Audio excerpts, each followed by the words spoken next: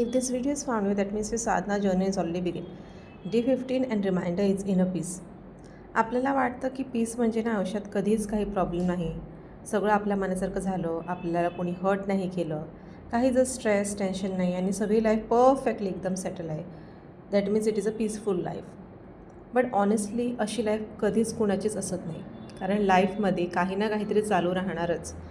कधी रिलेशनशिपमध्ये प्रॉब्लेम असतील, कधी करिअरमध्ये अनसर्टनिटी असेल, कधी कधी तर आपल्या मनातच कन्फ्युजन असेल की नेमकं आपल्याला करायचं तरी काय. मग पीस नक्की आहे तरी कुठे. प्रॉब्लेम जरी आली तर आपण स्वतःला हरवून बसायचं नाही, कारण ना कधी कधी आपल्या प्लॅनप्रमाणे झालं नाही ना सगळ्या गोष्टी, तर आपल्याला वाटतं की सगळं संपलं आता. बट असं नसतं. तेव्हा ना तुम्हाला कदाचित एक एकदा सोल्युशनची गरज नसते.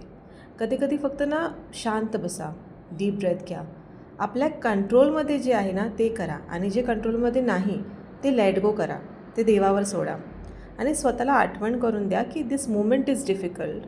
लाईफ नाही आहे, लाईफ डिफिकल्ट नाही आहे. प्रत्येक गोष्ट आजच सॉल्व करायची अशी काही गरज नाही. आणि हळूहळू तुम्हाला समजेल की इनर पीस म्हणजे बाहेरचं जग शांत करणं नाही, तर it is to learn to stay peaceful within. जरी बाहेरचं जग शांत नसलं ना, तर आपलं आतलं जग शांत असायला पाहिजे. आणि हीच आहे आजची साधना. जेव्हा जेव्हा तुम्हाला स्ट्रेस वाटेल, ओव्हरवेल्म फील होईल, तर 5 मिनटं थांबा, रिलॅक्स व्हा. जी आपल्या हातात नाही ती गोष्ट लेट गो करा, देवावर विश्वास ठेवा, सरेंडर करा, आणि जस्ट स्टे इन प्रेझेंट. कधी कधी आपल्याला पुढे काय होणार हे माहीत नसतं, but just stay in present and choose peace at this moment. ओम नमः शिवाय.